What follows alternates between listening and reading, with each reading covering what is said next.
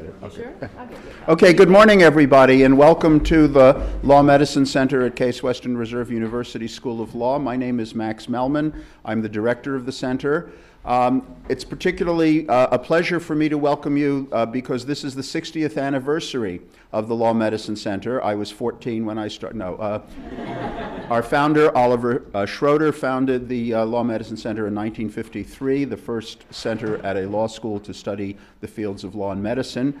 And one of the events that that is a hallmark of our efforts in the field are these annual conferences, workshops, symposia, where we bring together a group of very distinguished speakers and an engaged audience for a conversation over cutting-edge technological and legal issues. We live in a very interesting times. Technology continues to challenge us and astound us. I just got back from several days of meetings at NIH discussing the use of whole genome sequencing as part of mandatory newborn screening, and any of you who are historians of law and medicine will hear echoes of eugenics. And yet the concept was not even discussed at this meeting, so we don't learn, it seems, from our mistakes always. But the purpose of this meeting is to avoid making mistakes, because we are fortunately, I think, catching this technological wave at a point where we can perhaps, as lawyers and as people interested in health care and policy and ethics, have some accomplishment, some achievements in terms of making sure that things go in the right directions. So without more, I will turn this program over to my colleague Sharona Hoffman, and once again, welcome, and if you have any concerns throughout the day, please let her know.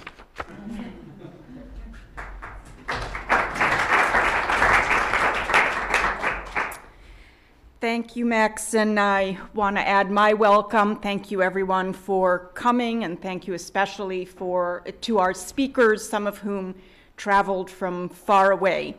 So we are very excited about this conference. We think we have a full and exciting day.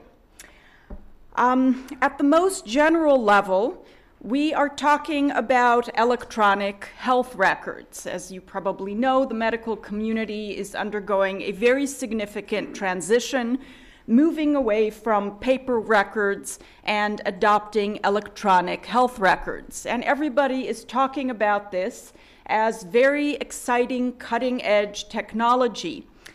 But interestingly, I found out that actually this is not such a new idea. And if I can make this work, I will show you a video from the 1960s, believe it or not. And I believe this is a hospital in Akron, in our neighborhood.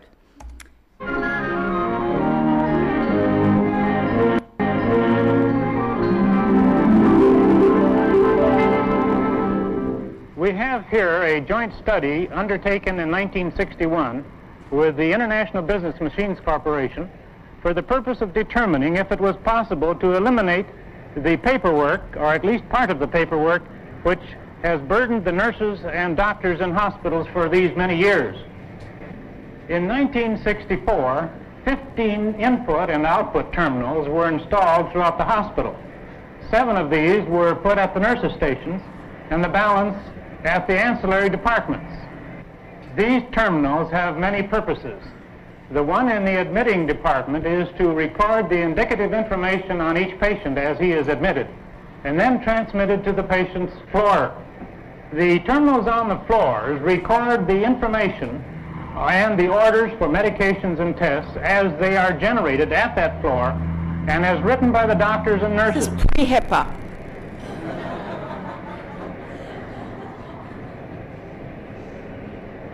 This information, in turn, is sent to the central computer and is then related back to the ancillary department involved. Now, so far as drugs are concerned and orders of this kind, the nurse at the desk is reminded at a specific time of day when she should give the drug and in what amounts. In spite of the relative short time that we have been working with the terminals, we now can see certain advantages that are taking place. It is going to be possible to relieve the nurses and the doctors of some of their paperwork. It is going to be possible to have correlation of diseases, which we have not had before. And it is going to be possible to eliminate errors in medications and in tests of this kind, which would have been harmful to the patient.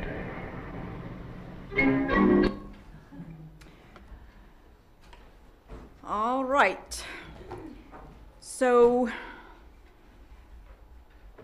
as it turns out, things did not progress quite as this gentleman predicted, but we are finally undergoing the transition and gaining momentum, and that is in large part because there is money available.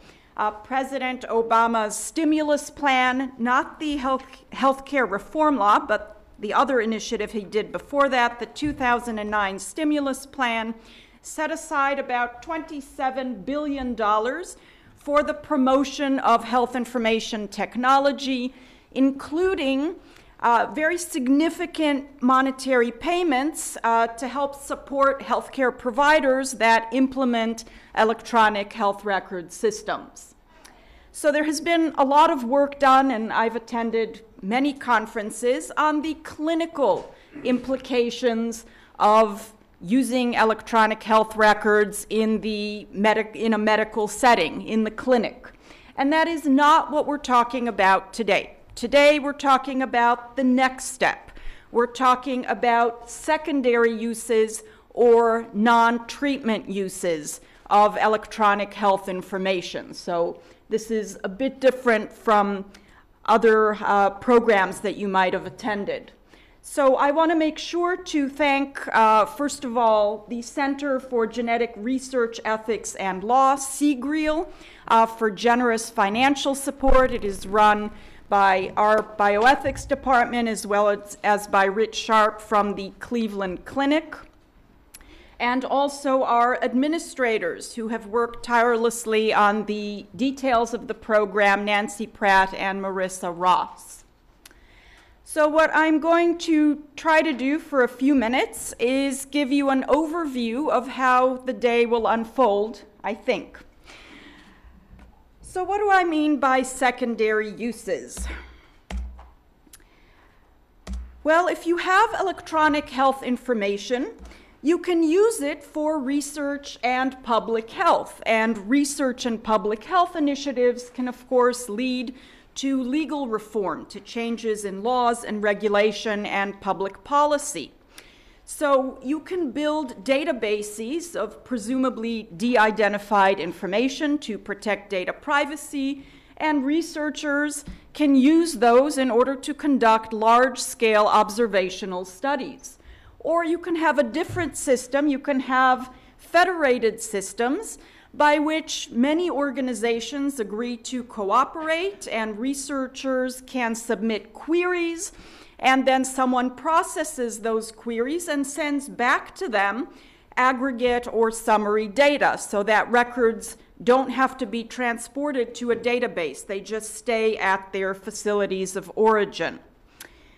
And so we are going to have, as our first speaker, Dr. David Kelber from Metro Health. He's also affiliated with our medical school, and he'll be talking about research and public health, secondary uses of electronic health information. Health information can also be used for post-marketing surveillance. So once the FDA approves a drug or device, it is deployed in the marketplace, and then unexpected things can happen. So you need to continue oversight and surveillance, and we've had several well-known instances where drugs such as Vioxx had to be recalled because there were unexpected side effects or drug interactions or other problems. Professor Barbara Evans from the University of Houston Law Center is going to be talking to us about post-marketing surveillance. We also have Dr. Anil Jain, who will be talking about the latest technology, cloud computing, and addressing leveraging de-identified patient data in the cloud. And then we're going to turn to some more theoretical problems. So, for example, data ownership. Who owns health information? It's reasonable to assume that people own their own health information. But case law tells us that actually if you create a record that contains the health information, if a doctor or a hospital or a clinic creates a record, that record is the property of the healthcare provider. So is it really meaningful to say that people own their health information if their records are not owned by them? And regardless of ownership, there are questions about whether people actually have a moral responsibility to contribute their health information towards research and other initiatives. We all benefit from medical advances. We all benefit from public health efforts. And so perhaps we have a duty to contribute our health information in order to promote the common good. So Professor Mark Rodwin from Suffolk is going to talk to us about EMR data as public property.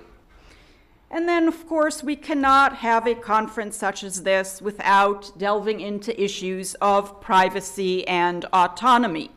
So on the flip side of that argument, you could argue that people should have autonomy and should have a right to decide how their health information is used. They should be asked for consent, and they should have a right to withhold their information.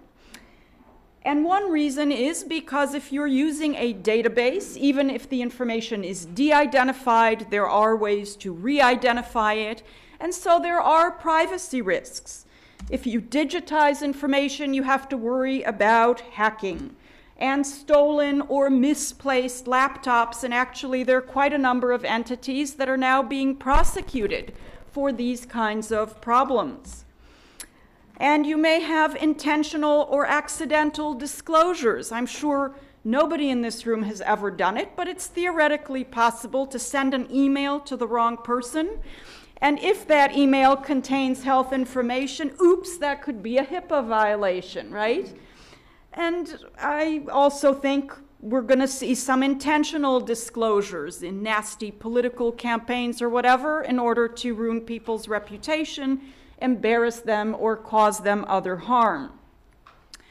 Then there's a question of how much should we or do we really care about privacy, right? The Facebook generation posts every intimate detail you could think of on their Facebook accounts for everyone to see. I always tell them, be careful, employers see that stuff too.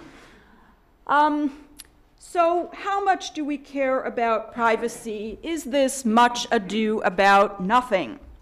So we have a very distinguished panel addressing privacy and autonomy issues. Professor Nick Terry from the University of Indiana, Indianapolis, Professor Mark Rothstein from the University of Louisville Law School, and Dr. Suzanne Rivera from here at Case Western Reserve University. Then we're going to shift to the practical.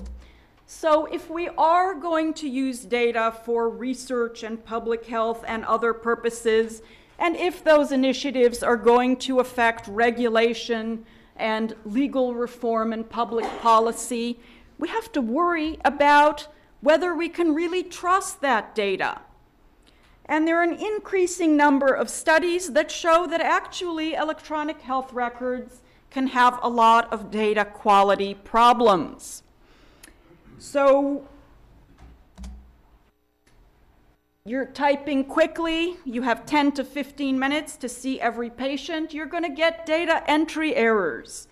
And information is going to be fragmented or incomplete. Right here in Cleveland, we have the Cleveland Clinic, we have university hospitals. A lot of people have doctors at both, and yet they have EHR systems that are not interoperable, that don't work smoothly together, that can't exchange and incorporate data from one another. So you have a piece of the patient's record here, a piece of the patient's record there. You can't really put it into a cohesive whole, and that is very problematic if you're trying to get a full picture of what went on with this patient. So interoperability challenges. And often you don't have outcome data because you go to the doctor, he gives you a medication, you don't go back and report what happened. Coding problems. A lot of information in electronic health records is coded, and the codes are problematic. They're wrong, they're not detailed enough, they're misleading. And so that adds to questions about data quality. And of course, we have to remember that data in the clinic is collected for clinical purposes and, just as importantly, for billing purposes. And so it might not be a good fit for research and public health and surveillance because that is just not what it's collected for. Professor Andy Podgorski from our computer science department is going to be addressing all of these data quality problems and more.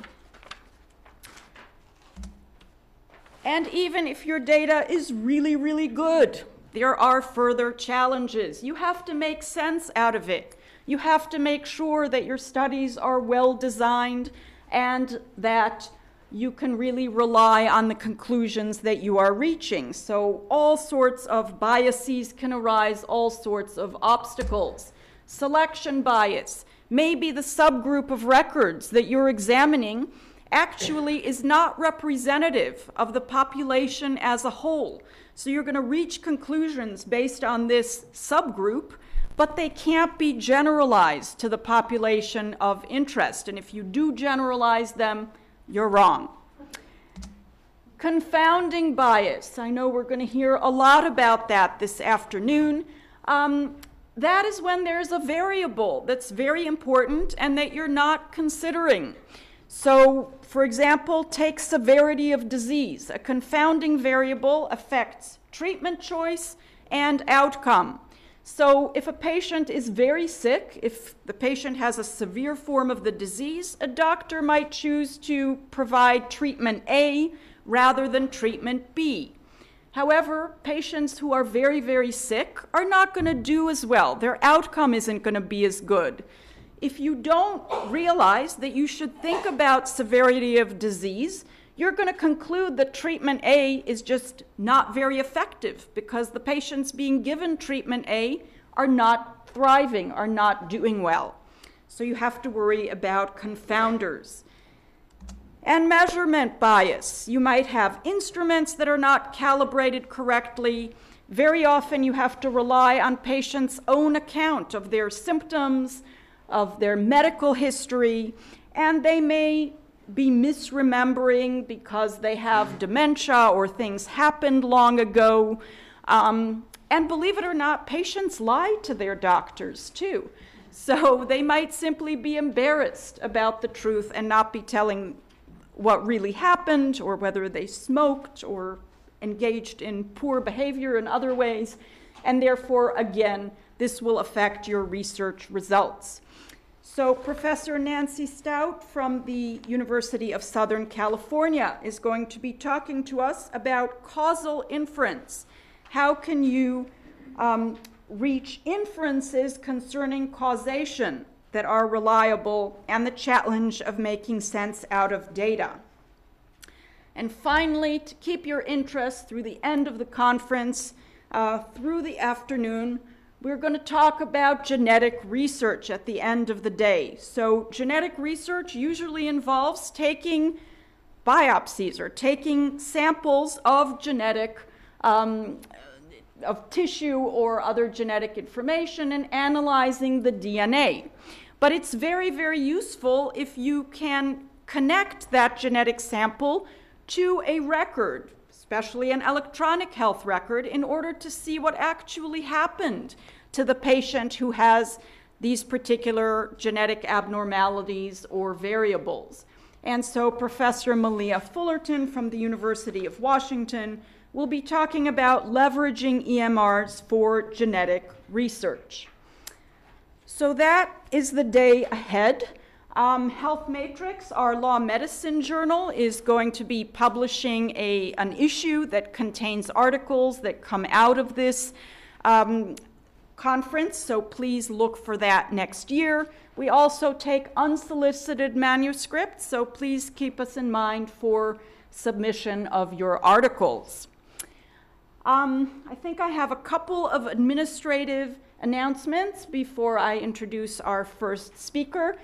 If you have questions, please come to the microphones. This is being recorded for a webcast, so 2 microphones, one in each, by the stairs here on each side.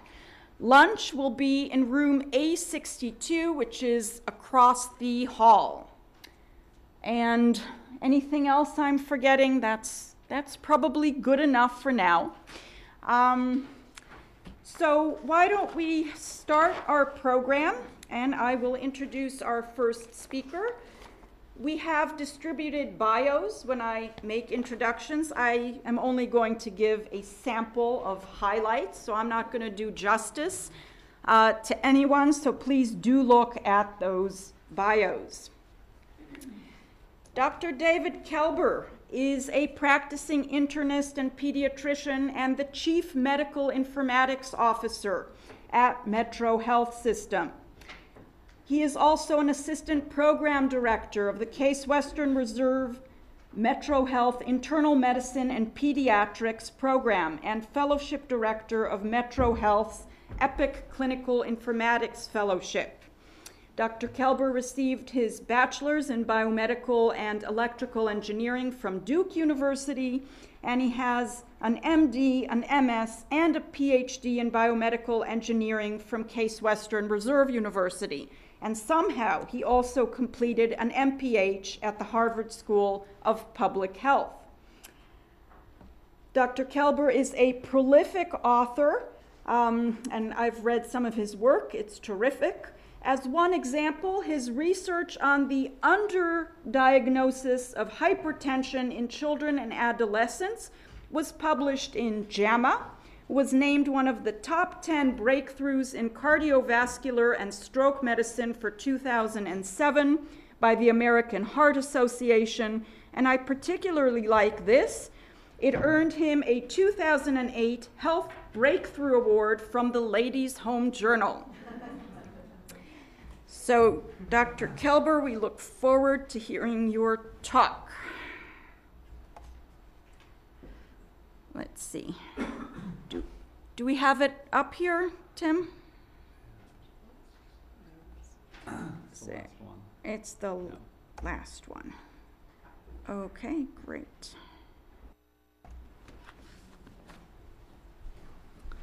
Well, thank you very much. It's really a privilege to be able to speak to a partially medical audience, but a legal audience as well. Most of the time I talk to medical audiences, so it will be very interesting to sort of get the broader perspective, really a perspective of someone who has done a lot of informatics, both for primary clinical care, but really starting to see the potential of informatics and electronic medical records for secondary uses as well.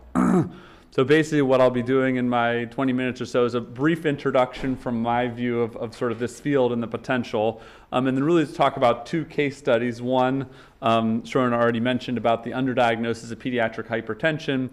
The other one, mandatory reporting of reportable diseases, sort of the public health example with the state of Ohio. And so hopefully these 2 examples will crystallize some of the issues and sort of be specific issues where we can talk about some illegal and both technical and legal and other issues, and then hopefully there'll be some time for discussion and questions at the end.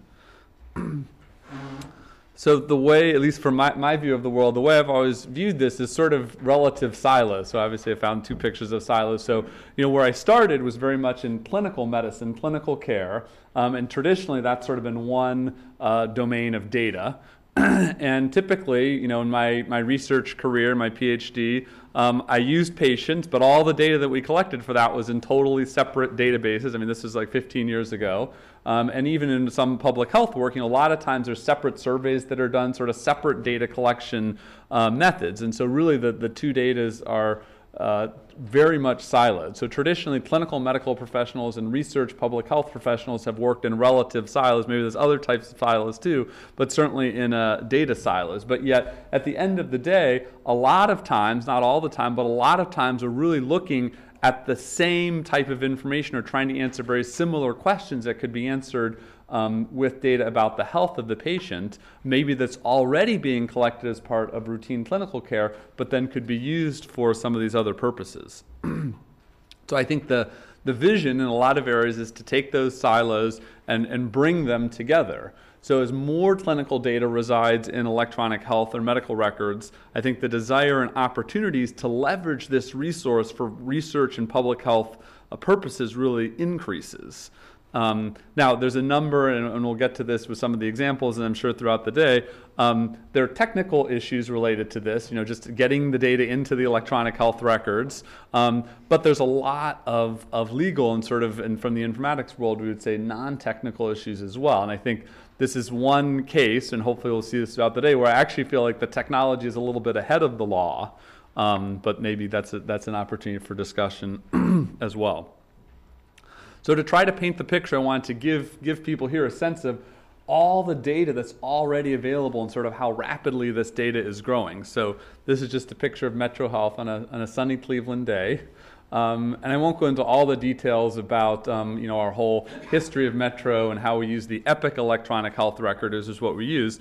I guess the important point I would say is sort of here in the lower left-hand corner, where already the Metro Health system, we have about 1 million patients worth of data going back all the way to 1999, so relatively longitudinal, about 15 million visits, about 150 million laboratory or pathology results, and about 1 million images. And I would actually argue, Metro Health is small. We're compared to university hospitals and Cleveland Clinic, we're the smaller of the 3 major healthcare systems in Cleveland, and from the country, we're really small. So if you think these numbers are big, wait till Dr. Jane or other people start talking. And so the idea is that we already have a ton of data just at Metro, but this data is sort of growing by leaps and bounds.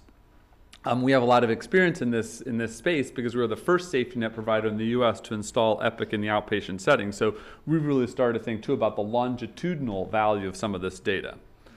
Now, what does this look like in Ohio? So starting with Metro, what does this look like in Ohio? And it's not all about Epic, but I'll sort of show the Epic map of Ohio. So we have Metro, or you could see this is the Cleveland Clinic, and then we've got Kaiser and Akron Children's and some federally qualified healthcare center, big concentration in Columbus, down in Dayton, Cincinnati area. So basically Epic in Ohio, a large number of healthcare systems in the state of Ohio have the Epic electronic health record, which helps then in terms of some of the standardization and data issues, although just because you have the same electronic health record doesn't mean all these things are solved. But part of the key here, I would say, is that Ohio has the most Epic installations in the entire United States. Doesn't mean we have the most patients in Epic system, but we have the most Epic installations. So I think in terms of secondary use of data in Ohio, we really have a significant opportunity here. And we've actually estimated that somewhere on the order of 40% of Ohio citizens have data in Epic electronic health records. And in Cuyahoga County, it seems like, although again, it's very hard to get the exact numbers, but probably a majority of people in Cuyahoga County have some data in Epic electronic health records. So this is very interesting from a public health perspective, and we've been having a number of conversations with the Cuyahoga County Department of Health as well as the city of Cleveland to think about, the typical public health idea is, you just try to take a scientific sample, but we know it's only a sample. So here, now obviously this is a skewed sample, there's a selection bias as was pointed out because only people who have their seeking care in, for instance, electronic health records or in Epic. But the idea is you no longer are thinking of just a sample, you have the majority of the population in electronic health record systems, and this will continue to grow both with Epic and other electronic health records as time goes on. What does this look like when you try to go to the U.S. level? So from the Epic perspective, again, just one electronic medical record, there's about 275 healthcare systems that have Epic. Actually, the joke at Metro is Metro would be too small now for Epic to install. So most of the systems are much bigger than Metro, encompassing thousands of practices, 1 in 4 providers in the United States, and somewhere on the order of about 90 million patients have some of their data, probably not all their data, but some of their data in Epic electronic health records.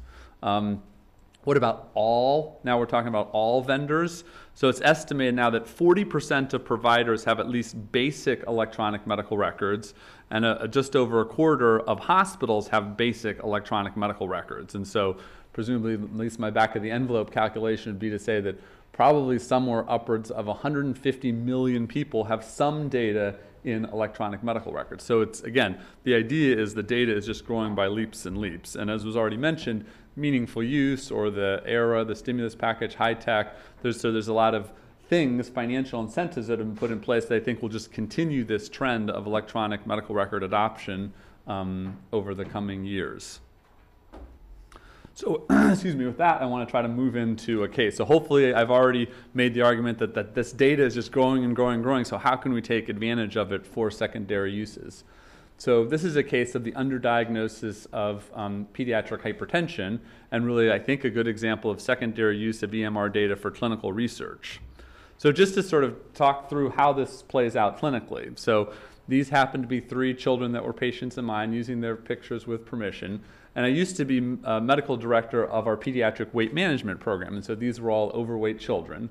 And one of the observations I had just in my routine clinical care was that not only were these children, did they seem to have a weight problem, but in my first visit with them, they seemed to have a blood pressure problem too. And not only did they seem to have a blood pressure problem, but for sort of a variety of clinical reasons I won't go into because of time, it was undiagnosed. And so here I was just sitting in a clinic, seeing a couple of these types of patients every week and asking the question, well, wow, if I'm seeing a couple of these patients with this previously undiagnosed problem, could this actually be a major health issue, sort of a major health discovery that nobody had really figured out before? Well, in sort of the traditional world, and these things sort of happen all the time, say, well, maybe, maybe not, but I have no easy way of figuring this out, so maybe someone else will figure it out. Well, but I knew we already at that time had the EPIC electronic health record for about 7 years. So I ended up asking the question, what about all the patients seen in the Metro Health system, just one healthcare system, but many more than just the patients that I was seeing? Could this problem be more than just the anecdotal patients that I was seeing? So looked at this study, cohort study, looking back at over 14,000 children aged 3 to 18 years old who were seen at least 3 times for routine care in the Metro Health system from June of 1999, which is when we've started to install EPIC, to September of 2006, which is when I had this observation, and then looking at the diagnosis of hypertension or pre-hypertension based on all of this data that was in the electronic health record. The reality is people, many pediatric providers in the Metro Health system have been collecting the data for this study. I mean, it wasn't really for this study, it was part of routine care, but had been collecting data that I was able to use over basically that 7-year period.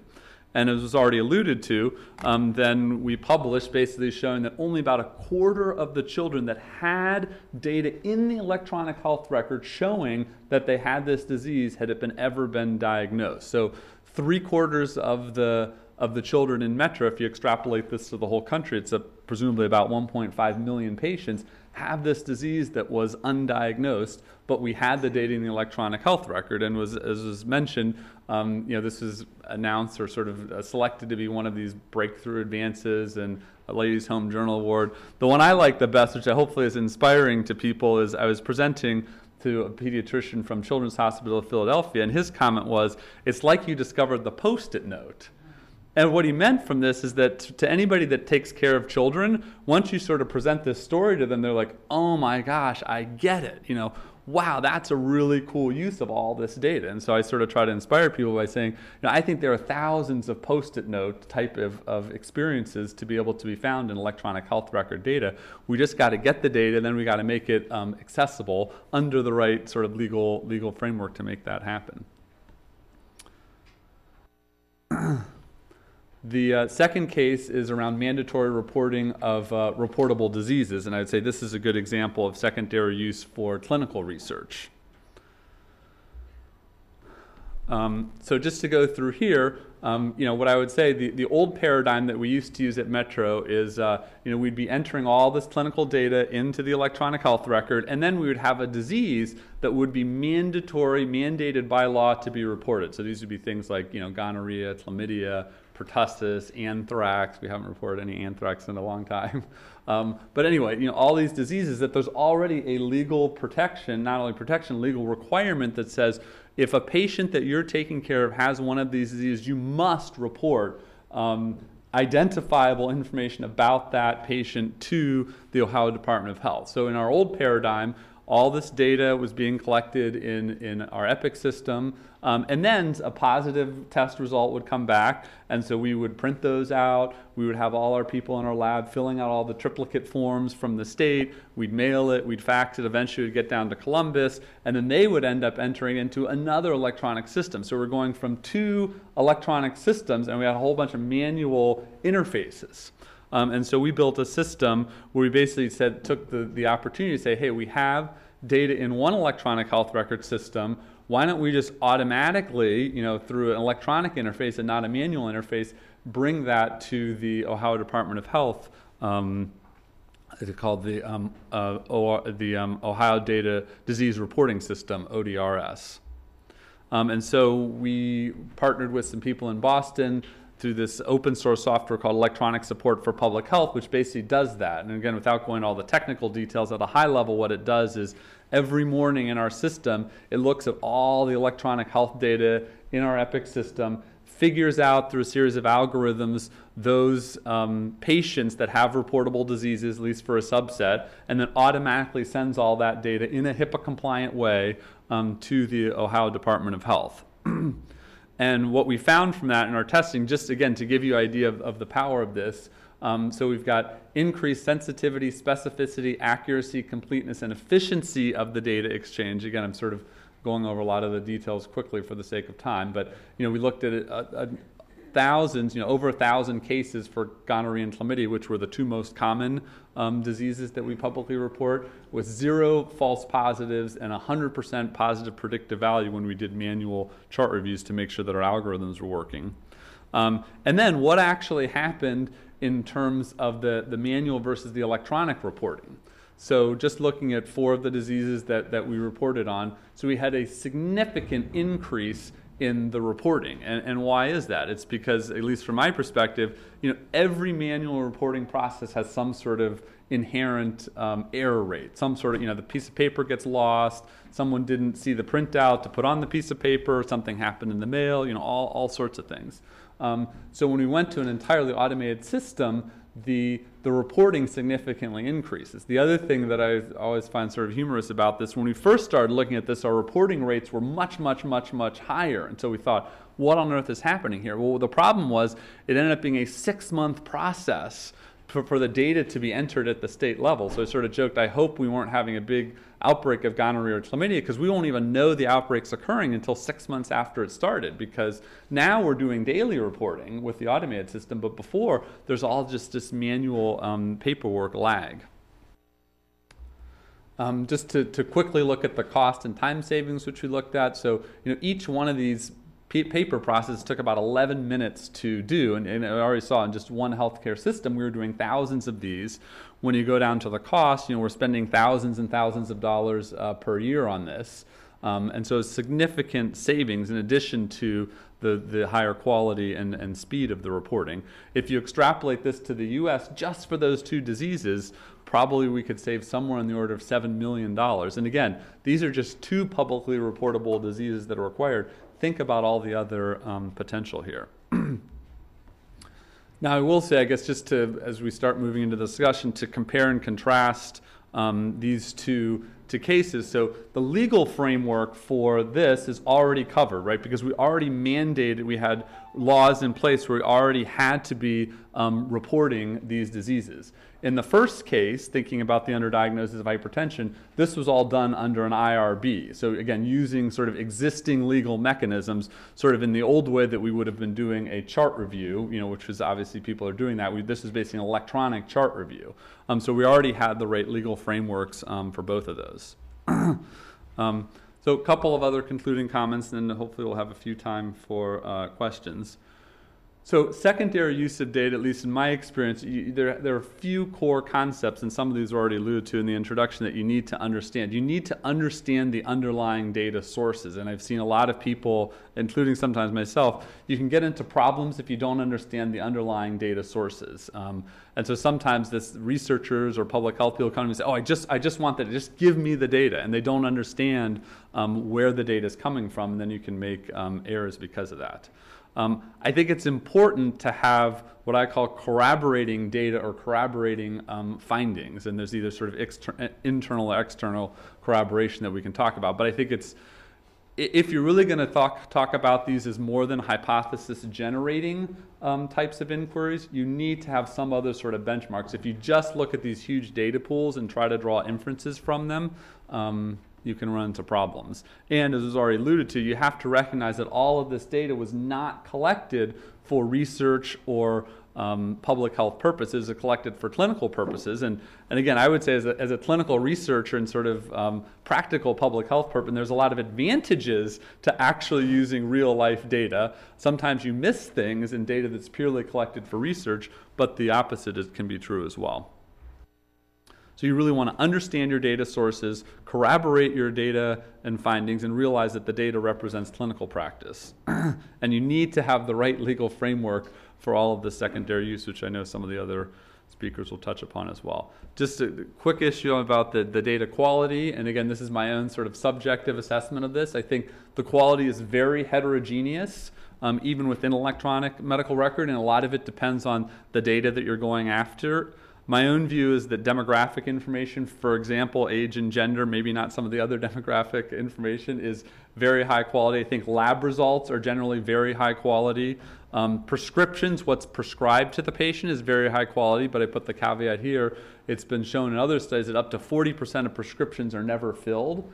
So prescriptions can be a good surrogate for what the doctor thought the diagnosis is, and again, there's a lot of details to all these things, but not necessarily if the patient actually took the medication. Vital signs from some of my own work I think are pretty high. By the time you get into things like ICD-9 diagnoses, hugely variable. So again, you want to understand the source. I mean, my own sort of hypothesis, although I don't have a lot of proof for this yet, is I think the rarer the diagnosis, probably the more likely it is to be a true positive. The more common the diagnosis, sort of the more likely it is to be potentially false positive. And then there's the whole, true negative and false negative as well. And other things that you might be interested in, who knows? You gotta look before you use it. And also, I would say that lots of information desired for public health and research is not stored or collected in electronic medical records as part of routine care. So that's a limitation as well. I think there's just 2 or 3 last slides here. But I think this is sort of creating a paradigm shift. So we're moving from, as I started with, data that used to be siloed and are now aggregated, infrastructure resources in terms of data collection analysis that used to be huge and now can be none and minimal. I think Dr. Jane will talk more about this. Queries and analyses that in the old paradigm could take days, weeks, months, sometimes years, decades, to be much, much faster. And I think there's the potential to be going to much more of a self-service model for researchers and people in public health, which again just takes away a lot of the overhead for some of these activities. And I think the secondary use implications, which is the reason that people are so excited about this, is that it ultimately has the potential to significantly decrease the resources that are needed to do these secondary things, either public health or research. I think so. That's the huge potential value. I was just on a call last night with someone from the Muscular Dystrophy Association, and for this rare disease, they see this as a huge panacea to be able to collect data from muscular dystrophy clinics all over the country and really make significant advances in ways that in the pre-electronic health record world that they just wouldn't be able to have the resources to do that. So hopefully this is my last slide. I really see huge opportunities here, and they sort of span three areas. So one, I think the EMR data is expanding rapidly. Hopefully I already showed that. There's already millions and millions of patients' data. I think that will continue to grow over time. So I think we're actually making huge strides there. I think right now the data that's available is outpacing the technology tools to analyze the EHR data. Again, a lot of tools are being developed, and I'm not saying there's nothing in this space, but right now I think the data is still outpacing the technology to some extent. And then I guess my view as a sort of the clinician is I think the legal framework and paradigm is even much, much further behind. Doesn't mean that there aren't some that exist, some of the existing through the IRB, and certainly high tech tries to address some of these things. But I think actually the hugest opportunity is to really get some of the legal paradigms and structures to support the tools that then support the growing data. So I think with that I'll end, and we have a couple minutes for questions.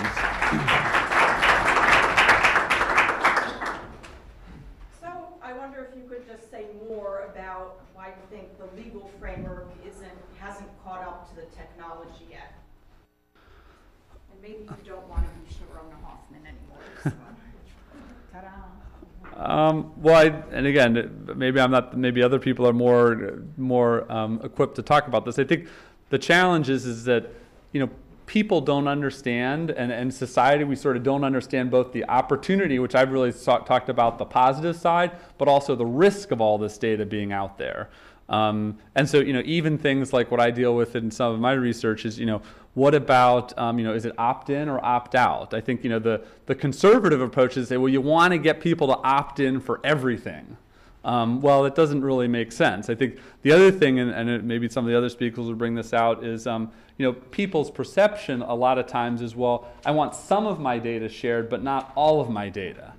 Well, in electronic health record world, I mean, that is both a disaster sort of technically and doesn't really make any sense. So, an example I'd use is, well, like I don't want my HIV test status known. Okay, well, we take away all the HIV positive tests and maybe your viral load, but then your medication list, we still have these medications that anybody who really sort of knows the field, hey, there's no reason you would be on these medications unless you were HIV positive. So I think there's a lot of sort of fundamental issues like that it would be, at least from my standpoint, it'd be very helpful to have a better sort of legal framework around. I think that the challenge is with high tech, there are huge penalties now, or potential penalties, including as a researcher, actual liabilities that I can, be at risk for if I don't do things right. So in general, the idea is to be very conservative with these things because people don't want to get in trouble.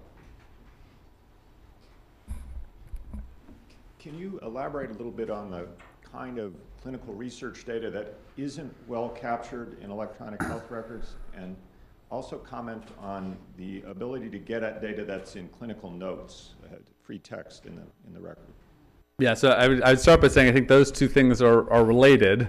So the point is, if the data is just, quote unquote, just captured in a note, I think it's very hard to sort of tease that out.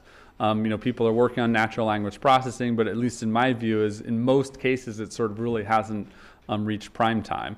And then the other example that were brought up is there's a lot of data that's not even captured in clinical notes. So a lot of times minor side effects might not be captured. A lot of people talk about sort of like the home environment, dietary things, activities. There's a lot of things that go into somebody's health that actually isn't part of the medical record. And I think, as a clinician, there's a big push to try to just be better in our 10 to 15 minute appointment about trying to capture all this information, but we don't even really capture it as a part of routine care now. So then the idea of getting it into the electronic health record, first you got to be capturing it within the clinical encounter, then thinking about how to get it into the electronic health record. And then I still think, my own view, and some of the other speakers may disagree, I think if you really want to use it for public health or research, you want to be thinking about capturing it in discrete ways, at least in the next several years. Maybe somewhere down the future we'll really get to natural language processing will be robust, but I don't think we're really there today.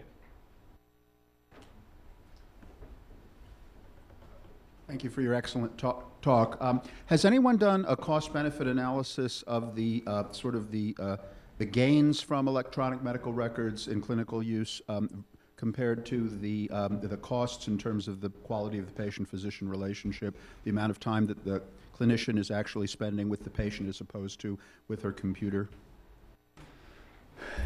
I don't know, how much time do we have? Yeah, I mean, there's been a lot of people that have looked at trying to quantify the sort of the cost benefit of electronic health records, both financially and in terms of some of these sort of intangible ways, like improving the outcomes or you know, sort of the physician-doctor relationship. I guess my own view, and again, other people may speak on this too, I think to date it's actually mixed.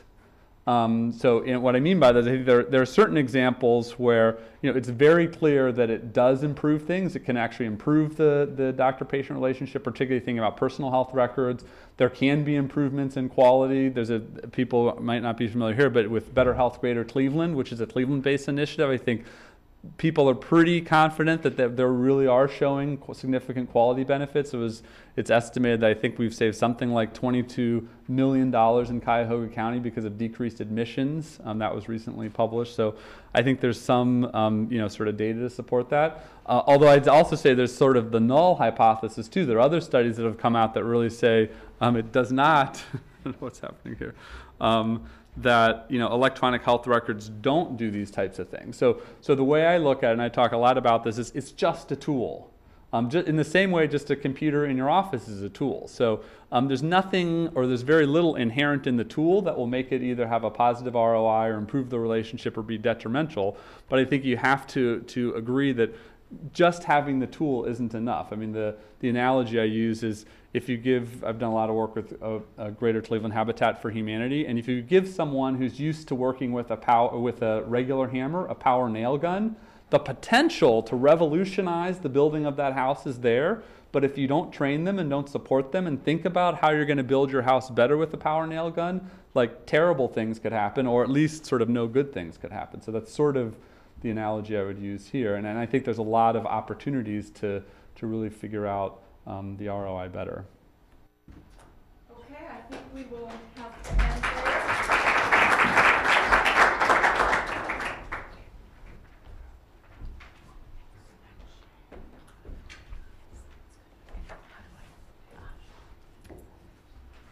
I might need help here.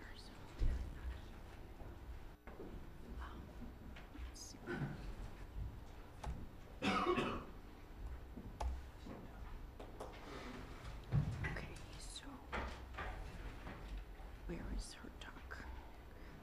Barbara, where is your talk? I think it doesn't have my name in it. It just says case is the first word in it.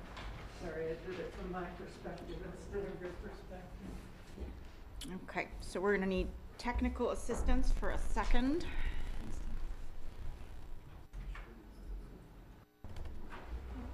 If you open that, I'll see it. It's that one, Case Western.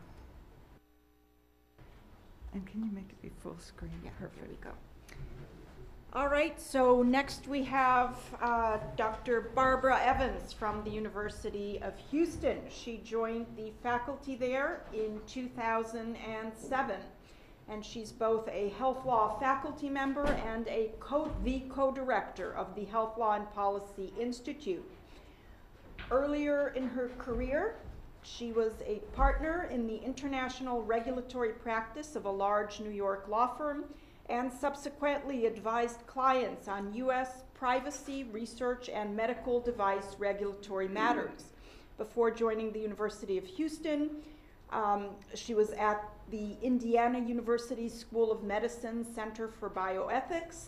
She holds an electrical engineering degree from the University of Texas at Austin, an MS and PhD from Stanford University, a JD from Yale, and she completed a postdoctoral fellowship in clinical ethics at the MD Anderson Cancer Center in Houston. And she'll be talking about EMR use for post-marketing medical product safety surveillance.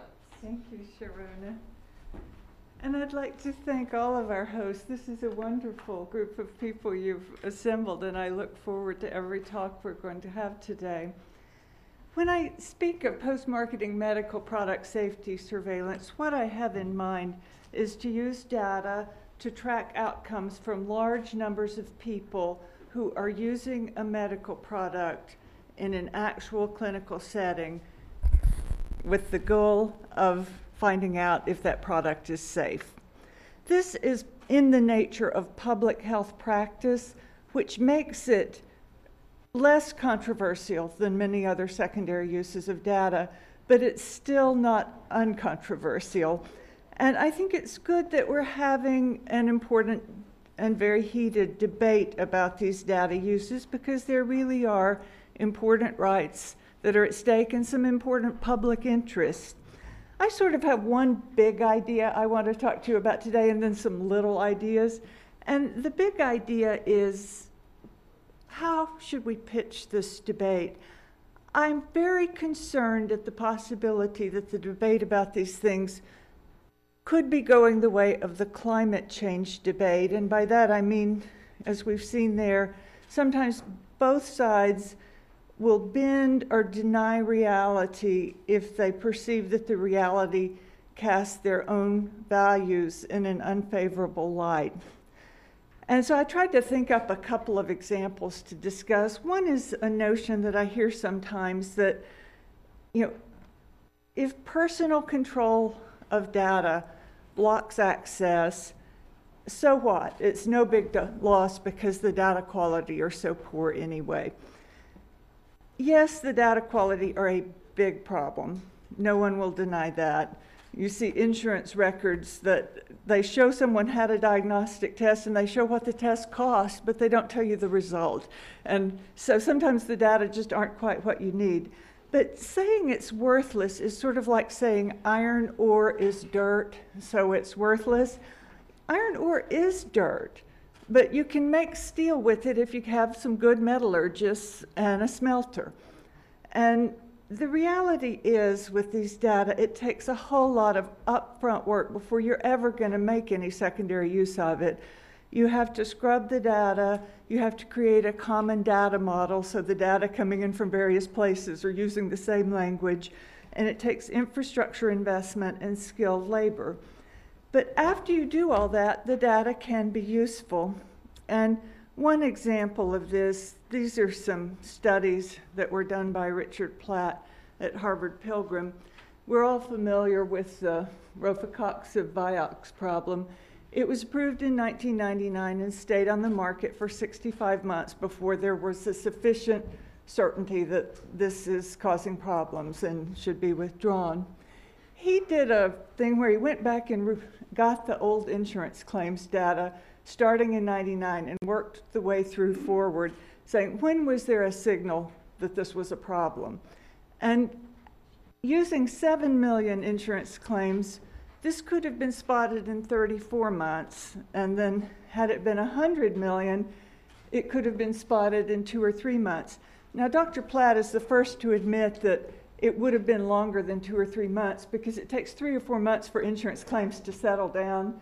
But still, if it could have been detected in 6 or 8 months, think of the lives that might have been saved.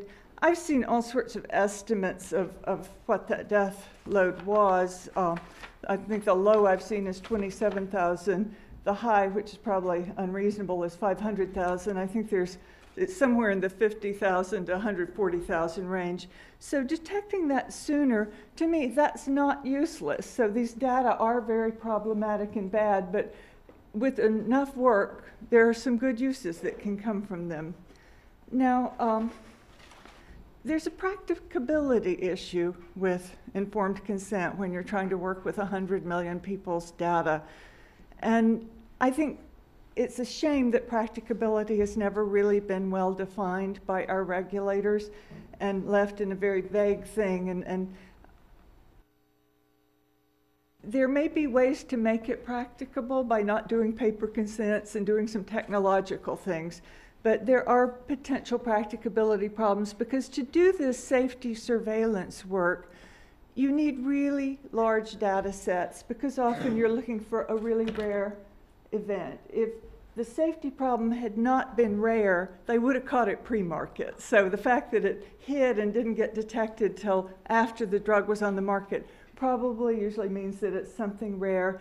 And often there's a background rate of the event you're looking for. The adverse event is heart attacks, and people have heart attacks for a whole lot of other reasons. So you're having to try to separate out which ones were caused by this medical product. And for that, you need large samples to get statistically significant results. And I can't overstress how important it is to get statistically significant results for this, because in the post-market setting, you're dealing with an approved drug that we have a lot of evidence that it is efficacious. So often drugs are effective for some people and they're harmful to others. So if you're making the decision to pull it off the market to try to protect the adverse responders, that can do real harm to the people who were getting a good effect from it.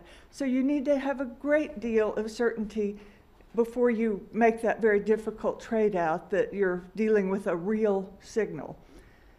Now, I want to talk about another one of these climate change type problems that isn't really related to this chart. So what I'm saying now is kind of not related to this.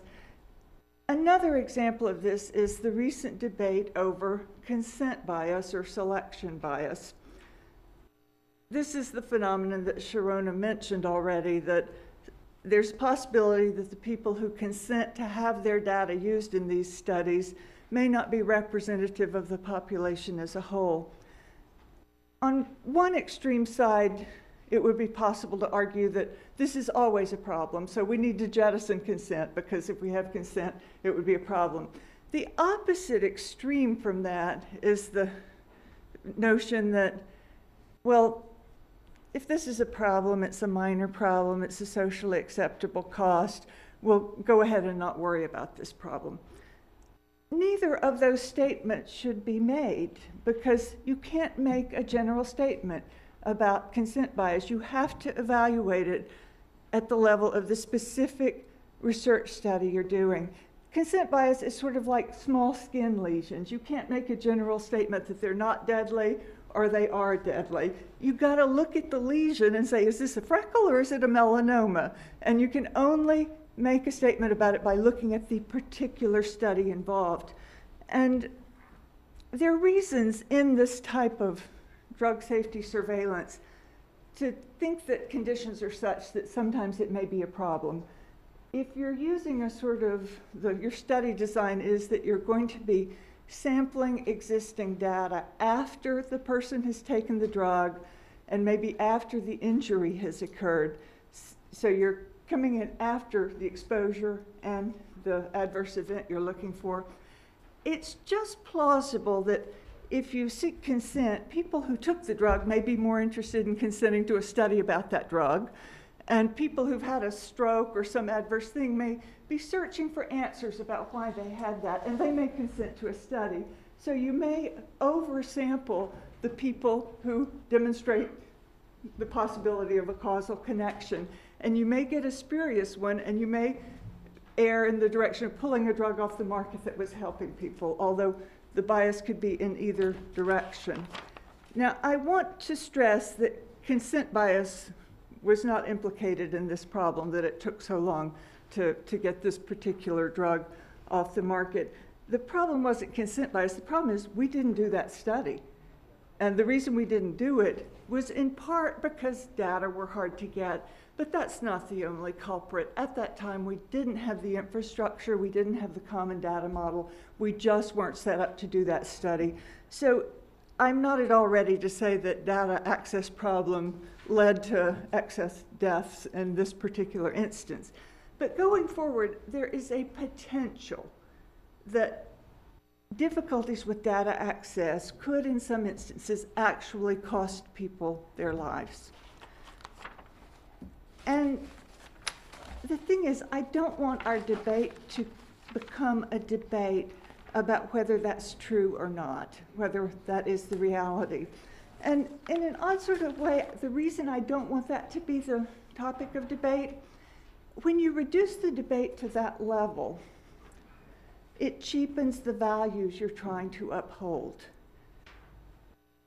The value here is this notion of informed consent being important, and that people deserve to have some control over the disposition of data that concern them.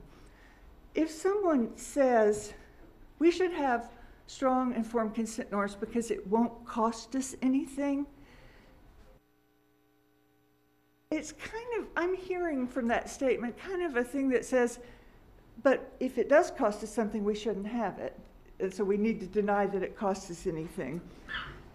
I'm going to ask you, suppose it's true that in order for us to have control over our very private and personal data, suppose it were true that that may in some instances cause us not to get a dangerous drug off the market as quickly, with the result that some people get injured. Is that a reason not to have a consent thing, the fact that it could in some circumstances cost lives? How many of you would say, well, if there's going to be a cost to this, let's abandon it? Is anyone in the room ready to say that? I don't think any of us are. And I think historically we have been a people who care about big ideas like liberty and freedom, to the point that we've been willing to put lives on the line for those big ideas. And I think the debate we should be having is informed consent and control over data, one of those big ideas. And here's an example that I drew. This is Omaha Beach Cemetery. That was a time when we had a big idea, and we believed in that idea enough that we were willing to make a sacrifice for the idea. We judged it to be worth risking human life for. That's what I, as a consumer of bioethics literature, want the bioethicists to be telling me about. I want them to be explaining this informed consent thing. Why is it so important that it may be worth having even if there's a cost attached to it? I don't want to hear there's no cost attached to it. I want to hear the argument that our values are big. I don't want to hear that the cost of our values is small.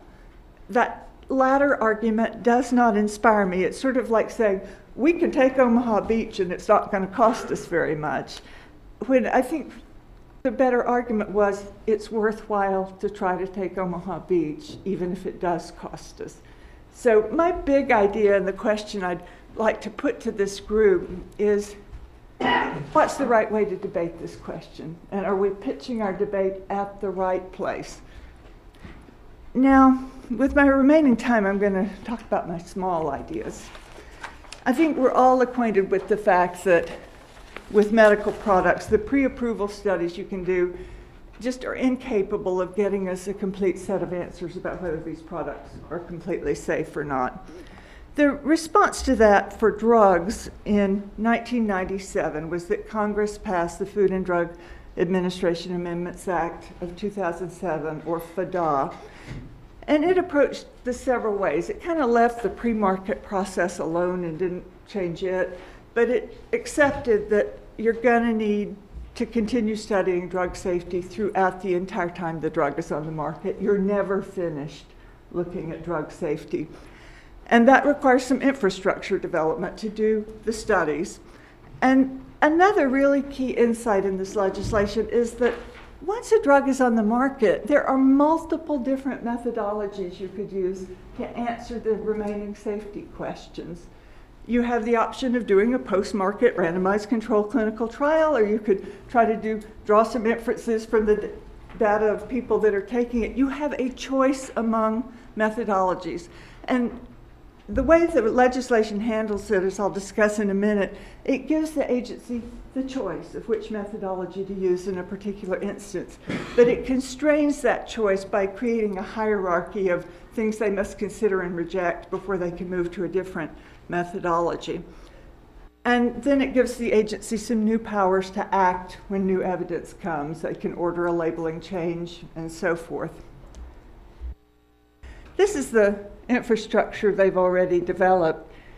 I became aware of this. I don't know, law professors, a hot Saturday night for us is reading the pending House legislation. So I was doing that for the new FDA law, and I spotted they were going to build this, and I thought, wow. Yeah, I wasn't much of a privacy lawyer up till then, but that kind of got my attention, and I felt that the people who needed to be reading that probably weren't spending Saturday night reading FDA statutes. And so I started writing about it. This is a big database, data network. It's a distributed network. 1 in 3 of us are in it. Did you consent? You didn't need to because it was a public health use of data. Other countries are doing this too. let's go back. This is that hierarchy I mentioned. The order in which things have to happen. FDA, if it thinks there may be a safety problem, uses that Sentinel network that we just saw to do its own study. So FDA uses taxpayer money to try to find out more of, is there a safety problem? Only when that method is not sufficient to get an answer can FDA move to step 2, which is to order the manufacturer to do a study, which can be lab, animal, or observational. And that's fair in a way. If you think a drug has a safety problem, wouldn't you rather the manufacturer be paying to do the work than the taxpayer? So it's kind of a financing mechanism. But think of the problems that raises. Assuming you're comfortable having the Food and Drug Administration using your data, that's one thing. But are you comfortable having private manufacturers use your data? That's kind of a horse of a different color for a lot of us. So that's an issue of whether data will even be available for those uses. Only if you can't get the answer at that level 2, only then can they order a post-marketing randomized controlled clinical trial of safety. And I point out that that last choice, we think, oh, randomized controlled clinical trials, they're the gold standard. When you're doing post-marketing safety problems, that is not an ethically agreeable solution to do. It need big trial population. People may drop out. If you think there's a safety problem enough to define that safety hypothesis, it may already be unethical to expose people to that drug in a trial setting. So this is not an ethically simple thing. So I'm going to conclude my remarks. This is another idea I think we need to be thinking about. In this post-marketing environment where we have multiple choices of methodologies, we need an ethical analysis framework that can do the comparative analysis of which of these various options is the least ethically burdensome way to get the information. And my sense is our current IRB system isn't equipped to do that. Their duty is to look at that one project. And I think a lot of the people in this room, we need everyone here to be working on how do we wield these comparative choices of which is the least bad way to get the answers we need.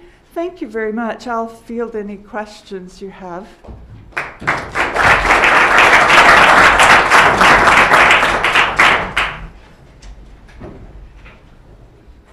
I answered every question.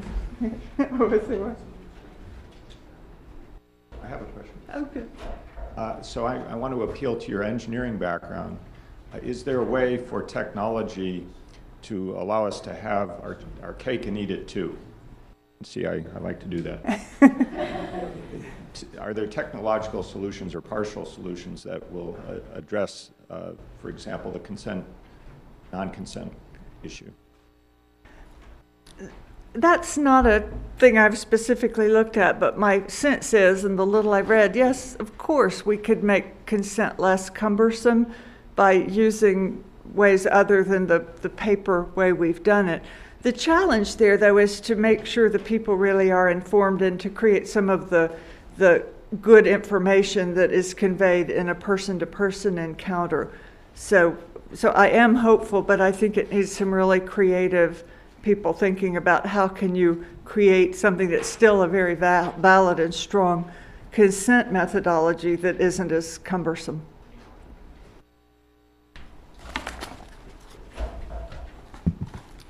So Sentinel, I assume, uses de-identified data, or is it's all identifiable? It uses, I thought I'd get that question.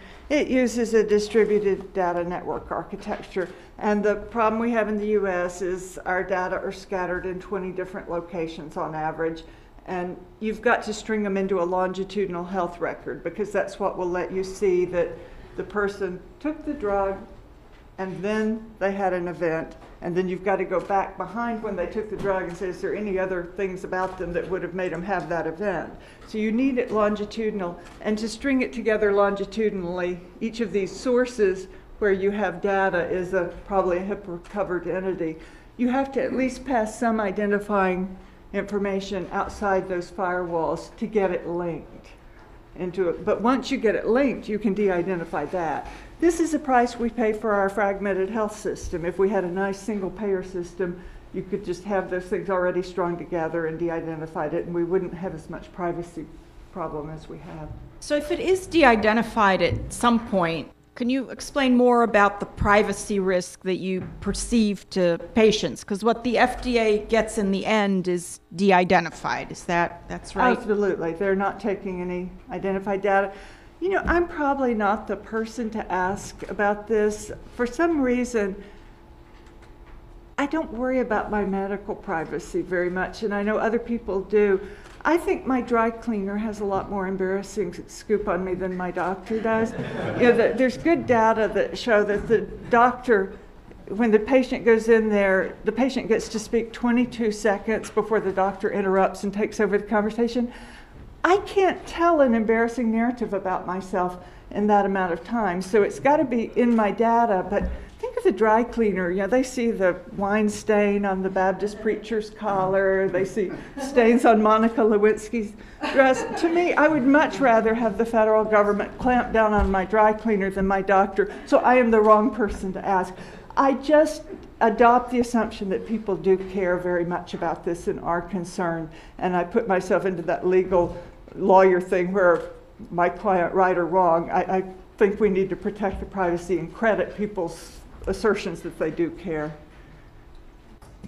I was wondering, in the example that you gave, the information is, the use of the information is considered public health and therefore consent is not required. In what case will this post-marketing safety surveillance actually implicate informed consent? Yeah, that's a good question. That thing we just saw where at step 2, when you have a statute telling a public health agency to order a private sector entity to do a study, is that public health? I think most of us would say no, it's probably not. And so this is where the rubber hits the road on data access issues. If that's not public health, you're not going to be able to move the data under the fact that it's fully de-identified, and you're looking at having to get waivers. And I think IRBs would be very reluctant to grant those waivers because they have to determine that it's a minimal risk. And if it's a private sector drug company, they may not be a HIPAA-covered entity. They may not be under the common rule. And the third bad surprise is FDA's regulations that would be regulating this don't speak about data as being human subjects. So that's going to be the difficult place to get access for data. Thank you. You're not through with me yet. So one of the events that we have annually, in addition to these wonderful workshops and symposia, is our Schroeder Lecture. And we had a Schroeder Lecture in which we had Sid Wolf from the Health Research Group as our lecturer. And at the dinner with him the night before, it was quite unpleasant because one of the invited guests spent the entire dinner lambasting him for his role in getting Vioxx off the market, because for that person, Vioxx was a godsend as a pain reliever, okay? So, safety, if you're thinking about adverse events, detecting adverse events, that's kind of straightforward. But as we know, safety is a relative concept. There's nothing, including water and lettuce, is not completely safe. It's a trade-off between safety and efficacy. So, one of my questions is my own ignorance. When we do post-marketing surveillance, are we just looking for adverse events, or are we also gauging the relative safety given the efficacy, or rather, I should say, effectiveness? Which leads to my larger question, and that is, to what extent are we using, or could we, or is it proposed that we routinely use post-marketing surveillance for determining effectiveness, and particularly comparative effectiveness? And maybe another question, if you would be, I'm with you. I love this topic. To what extent are other countries that don't have the taboo against cost effectiveness using post-marketing data to look at cost effectiveness issues? You know, interestingly, FDA is worded in a way that I construe as Congress was authorizing the use of this data infrastructure for studies of effectiveness as well as safety. The agency is not doing that yet. It's doing first the safety piece.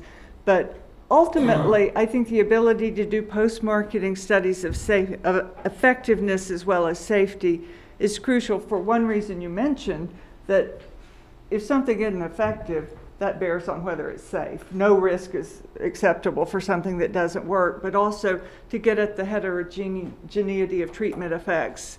This drug, who does it work for? But also, we're into this age of preventive and prospective medicine where we may think we're susceptible to a chronic disease and may be trying to do some things to reduce that risk 30 years from now. Whether those preventive interventions are effective is not going to be ascertainable in a pre-market clinical trial unless you're willing to run a 20-year-long trial. So we really need an infrastructure for being able to true up our understanding of effectiveness. I think the statute allows it. We're not doing it yet, but to me, the statute very clearly allows this to be used. We'd like you up there so much, we're going to keep you all day. Just one comment related to Max's question. I believe the issues of bias and statistical inference are less difficult when you're looking for a signal for an adverse event, because for one thing, it's not expected. Yeah. On the other hand, to prove effectiveness, you have a much greater problem with confounding. Then, the doctor's own selection preferences for medicines becomes a factor, and it's the inferences are much more difficult to do from observational data. Yeah, I think that's right. I must be out of time. Thank you all so much.